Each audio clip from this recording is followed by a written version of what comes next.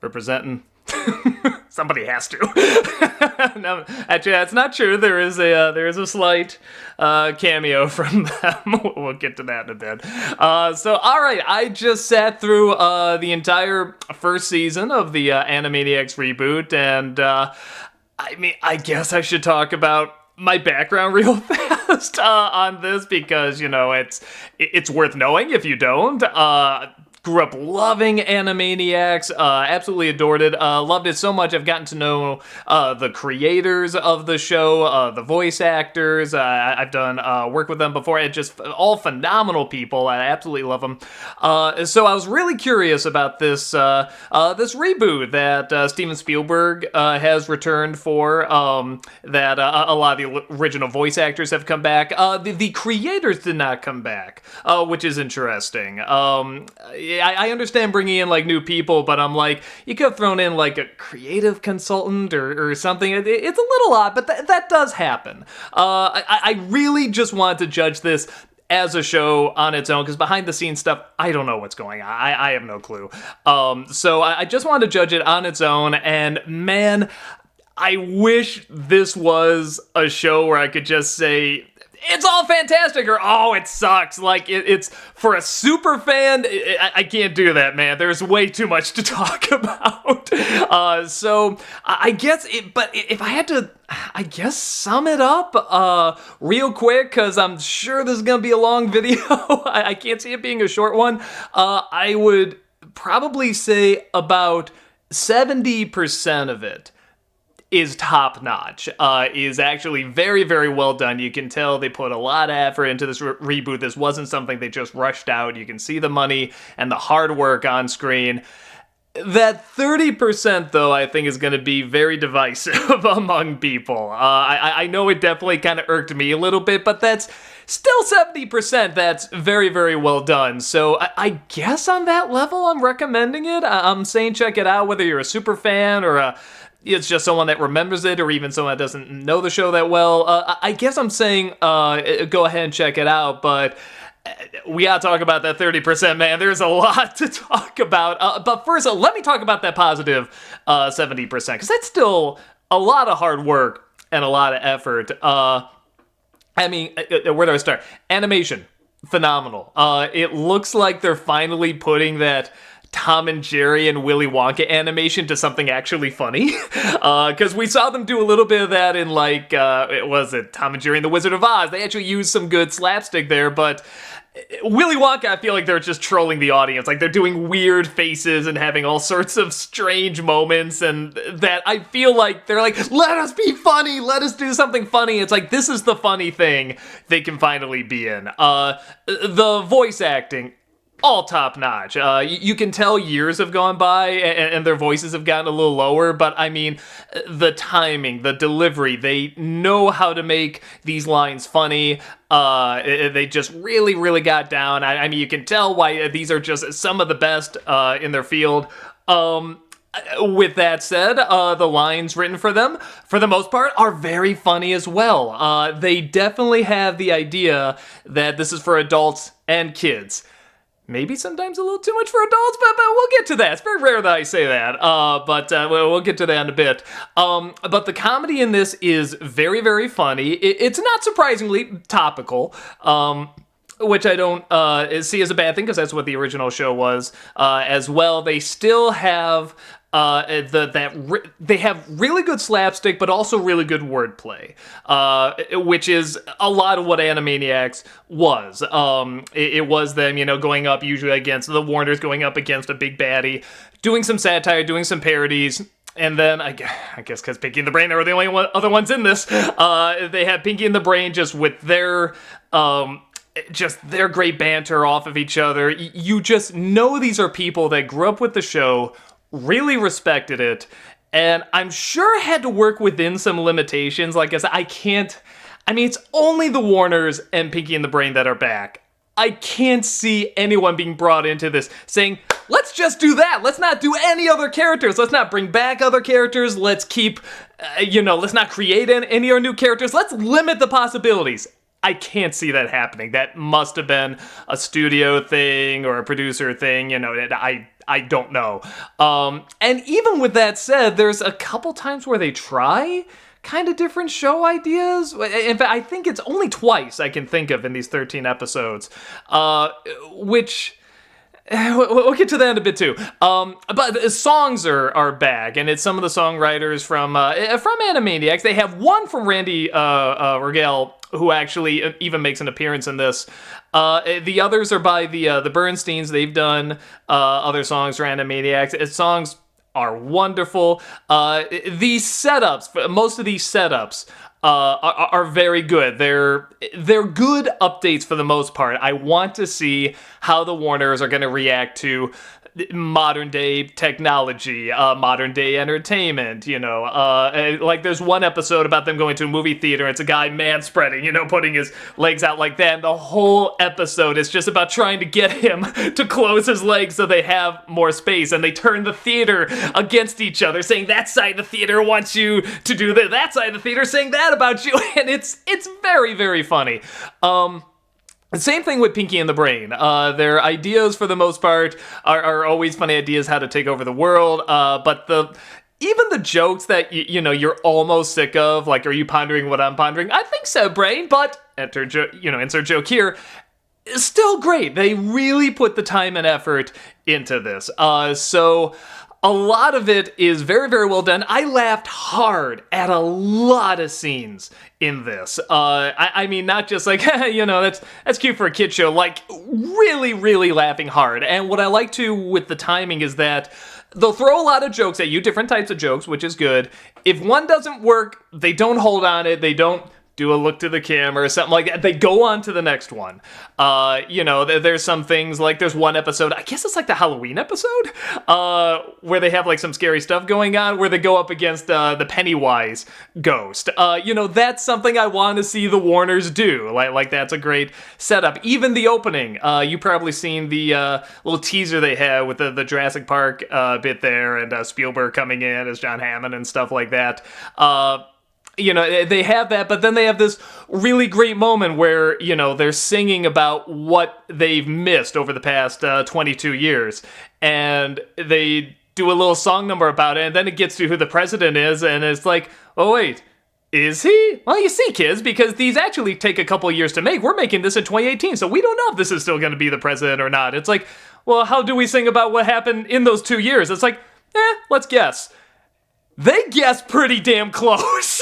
I was watching this like, no. There's a scene where Dot has a mask on, man, and they're just like, and stuff is on fire and everything. I'm just like, that's pretty fucking close.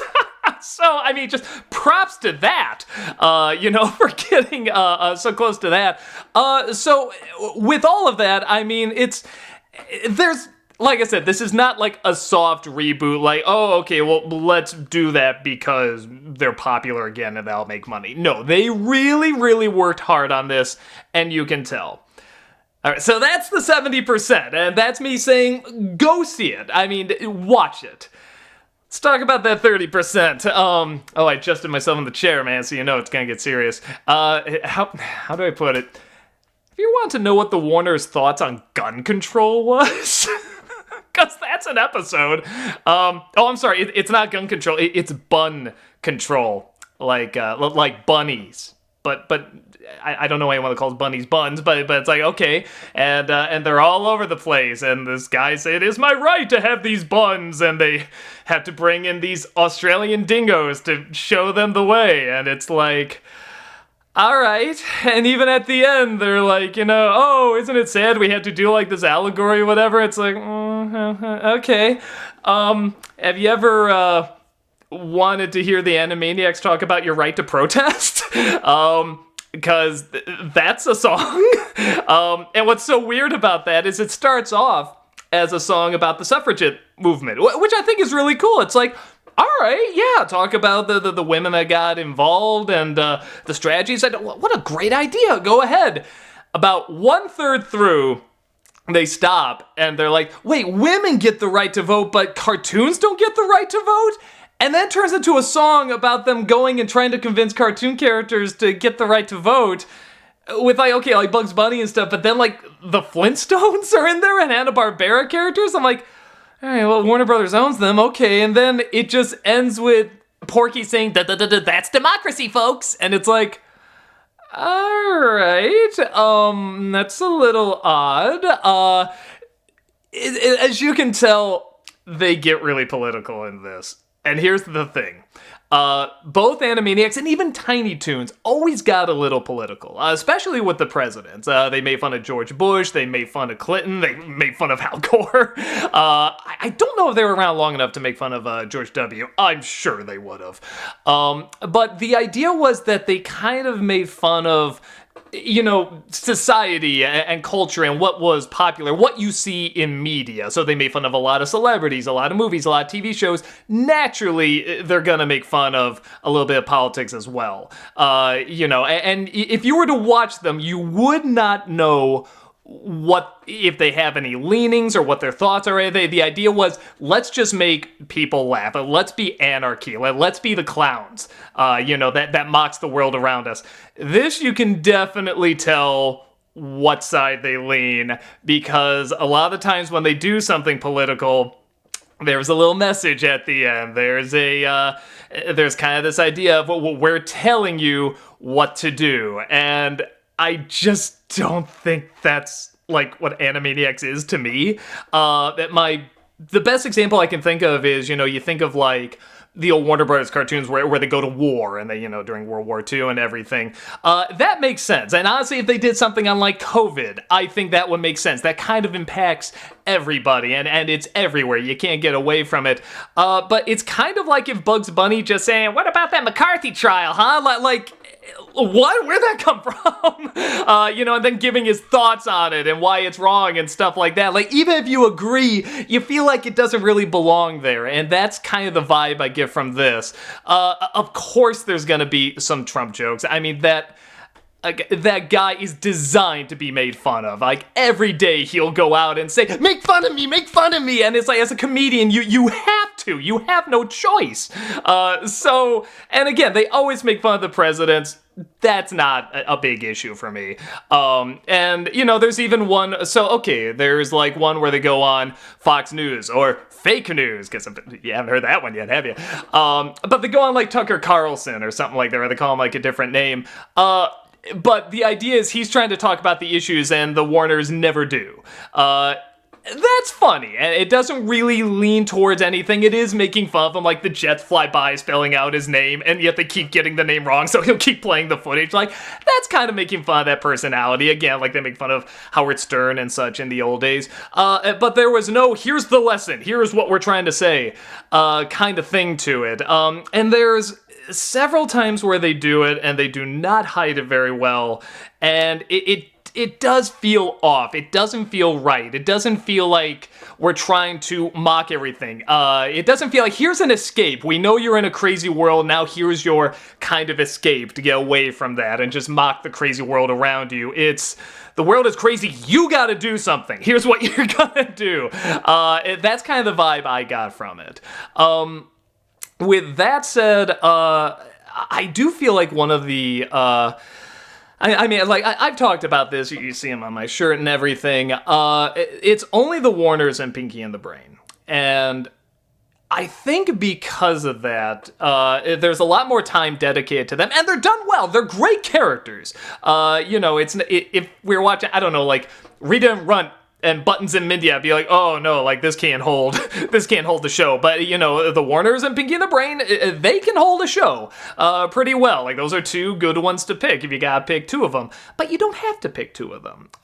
So I think there's a little bit too much focus on them to a point where some of them I almost felt a little bored watching. Like, I'm like, this should have wrapped up maybe 3 or 4 minutes ago. Because you can't cut away to much else. And they do have short sections, which I like. There's one that's kind of funny where they have like a security camera of them sneaking by and like Halloween props are being dropped off and there's a vampire and they throw like these blood packets on Ralph who's asleep and it's all done in silence. Like that's pretty funny. But there's times where I think because they had more time to expand on some of this, but not an entire episode. Like Pinky and the Brain would have an entire episode dedicated to how they're going to take over the world, so they could have a beginning, middle, and end very easily. Both of them, the Warners have kind of half an episode, and Pinky and the Brain have half an episode. So I feel like they have a little bit more time to expand, but not enough time to keep it like really tight and concise, to a point where like there's one episode where they're trying to get like this cola, and this guy from another episode comes in, the strong, guy has an Arnold accent and stuff. He's actually from another episode, and he wants the soda, and they're going to all these different places to try and get the soda, and it's funny, and I'm laughing, but at some point I said, why were they trying to get that soda again? And I never forget what a cartoon is about. In an Animaniacs cartoon, every time Pinky and the Brain starts, I know the plan. I know what they have to do, or what they're trying to do. And like half of these, I'm trying to remember, what were they trying to do again? What was the tie-in here? And on top of that, especially with the Pinky and the Brain ones, some of them I feel like they don't always end, they just kind of stop to a point where they almost feel like to be continues. Like, hey, we're setting up this character for maybe another episode, which is a little odd. Again, if they kind of wanted to do it like Adventure Time or Steven Universe, do something a little different, like what they're doing, whereas some are episodic and some are going to be continuing adventures, I'd actually be open to that. Like, it's something different. But they don't do much of it. And on top of that, they do the same thing with coming up with these kind of new characters. And when I say that, there's only 2 segments that are not the Warners or Pinky and the Brain, and they're very, very short. Which is something, again, the other show would do, but they would do it more because they did have so many other characters and they were trying so many different other things. And this is always just the Warners or Pinky and the Brain, and then I guess just these 2 one-offs where one is what is it, like Starbucks and Cindy, something like that, which is a cute idea. It's this alien that has this alien, race UFOs. They're going to try and take over Earth, and one lands on Earth. It turns out he's very tiny. It gets captured by this little girl that likes to play dress up with him and stuff, and the other aliens are waiting to attack, and this alien's trying to escape. That's a cute idea. But they've already done it on this show. They did it with Brain and Mindy in the little crossover. And then they had a whole show dedicated to that called Pinky, Elmira, and the Brain. Like, that was pretty much the plot. It's, these little people that are trying to take over the world, but they're being held hostage by this little girl who just wants to play with them. So there's that. And then there's another one that was so odd, I kind of had to laugh. It's something about this gnome. It starts off as this tech executive, like this big shot CEO of like a tech company, that then something happens where he's turned into a gnome, and he's a gnome that goes inside people's mouths, comes out, and shouts what they really want to say. That's a Freakazoid sketch, man. That is not Animaniacs. There is a difference. But it did make me laugh, and a part of me is like, well, all right. I mean, John DiMaggio is the gnome shouting. I'm like, hey, he made that pretty funny. So again, I'm open to it, but it's just that one-off. And the irony is, there's an episode where they make fun of Chicken Boo. And I'm thinking to myself, like, oh yeah, that was such a terrible one. Like, so many people didn't like it and stuff. And I'm thinking, like, you're kind of doing the same thing with some of these one-offs, except at least Chicken Boo tried to keep going with it, tried to turn it into something where this, you have one little episode and you don't even try again, which is very odd. You don't have enough. It does not feel much like a variety show, which is one of the things I really liked about Animaniacs. With that said, man, I realize how much I do miss this kind of show. I miss a show where they can kind of be in any scenario.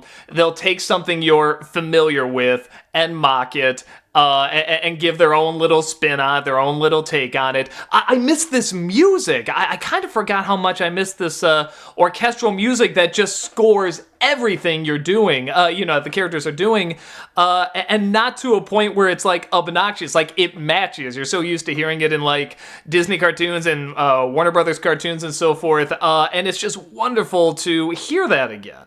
It's wonderful to hear these songs again. But I mean, there's at some points it's strange because, they do turn to the camera and wink a lot, which is fine. The original did that.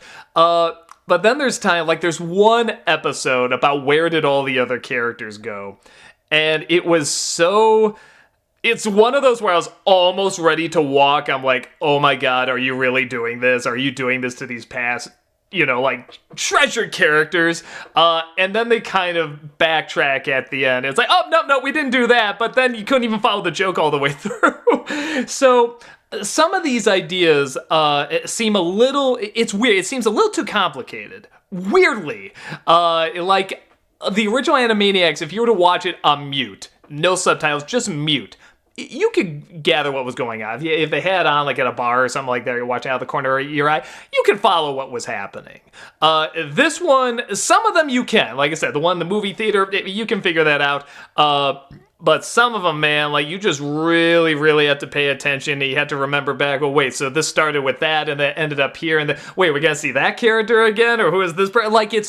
It's strange, and not in a way that's fun, like I said, Steven Universe or Adventure Time, or even Mandalorian when characters come back and stuff like that. It just feels a little cluttered. And some of these ideas, I feel like if they did shorten them down, maybe to having other characters and stuff like that, they would then only take the best lines, the best moments, and, just condense it down to just the best of the best, where everything could get a laugh. Because these are very clearly talented writers. But I feel like some of them go on a little bit, and I feel like that should have been chopped down. I'm forgetting even what the point of this was. There's one where, Brain is telling the story of, these 1001 Arabian Night stories. And I just couldn't even remember how they got in this predicament. They're telling these stories to his queen and everything. And I'm like, what was even their plan to take over the world? I don't remember in this. And I feel like that should really, really be simplified. Some of the changes in it, a lot of them are mostly fine. There's one or two little tweaks that are a little odd. If you were to watch the original Animaniacs, of the Warners anyway, and you were to say, who's the leader? It would be Yakko. He's the oldest. I mean, there's no official leader, but, if they're going to pretend to be doctors or something like that, they get in the doctor's outfit and Yakko say, Wakko, you go get me the scalpel. Doubt, you give me the blah, blah, blah. That was usually how it worked. They would, he was the Groucho Marx pretty much. If I never saw Animaniacs before and I saw this show first and you told me, who's the leader? I say Dot. Dot is now kind of the ones that they'll get in the outfit and she'll say, you get me this, you get me that, and so forth. And on top of that, she's no longer cute. She has wit. Even though there's one song about her obsessing over having a zit, and there's another one where she wants to turn the whole entire world cute. But she's not cute anymore. she has wit.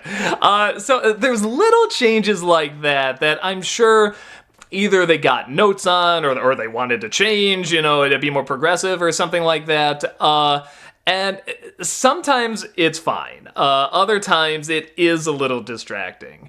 But like I said, stuff like that is kind of like a nitpick. I think the stuff where they try to go, they go into okay, for example, in the old Animaniacs, there is one where they talk about the British royal family, and of course they make fun of them. They go and they make fun of the Queen, they make fun of all the family members, and what a mess it is and stuff like that.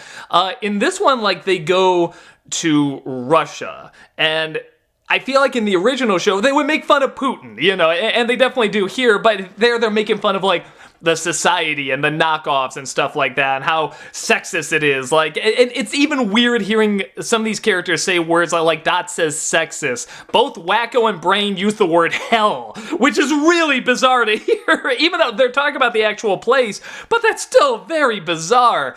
And again, there's kind of this sense of they kind of, it feels like they have an agenda, they're trying to get something across.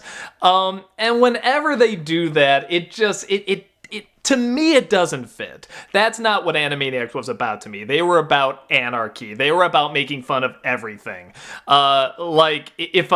just just going off of this first season, if I had to guess, when the second or third season comes, are they going to make fun of Joe Biden? My guess would be no. Even though they've made fun of all the other presidents. If I'll go by the old show, I would say, of course they will. But by how this season presented itself, my guess would be no. Or if they do, it's kind of a loving, mockery. Even though there's plenty you can make fun of there. So it's... I still recommend it because the stuff that is good in it, I think, is just too good. You can clearly tell a lot of hard work was put into it.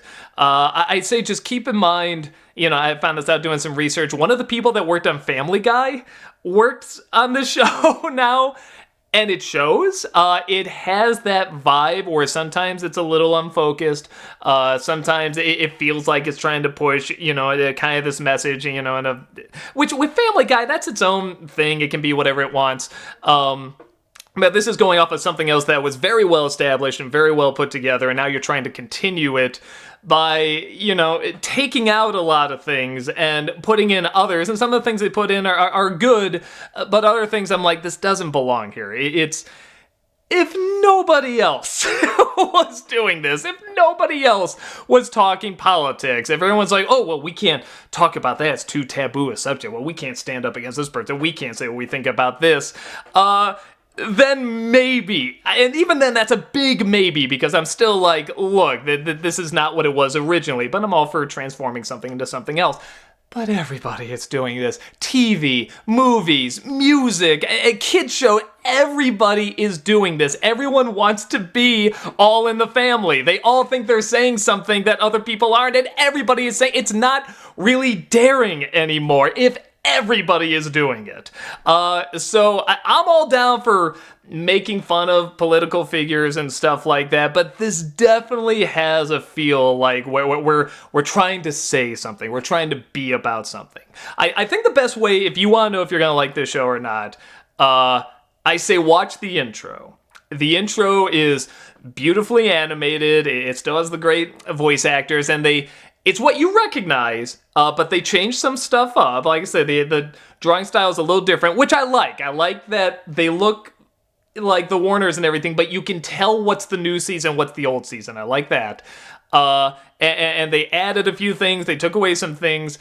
But then there's stuff about gender pronouns in the intro. There's stuff about mansplaining in the intro and stuff like that. Stuff I feel like years from now, people look back and be like, what was that about?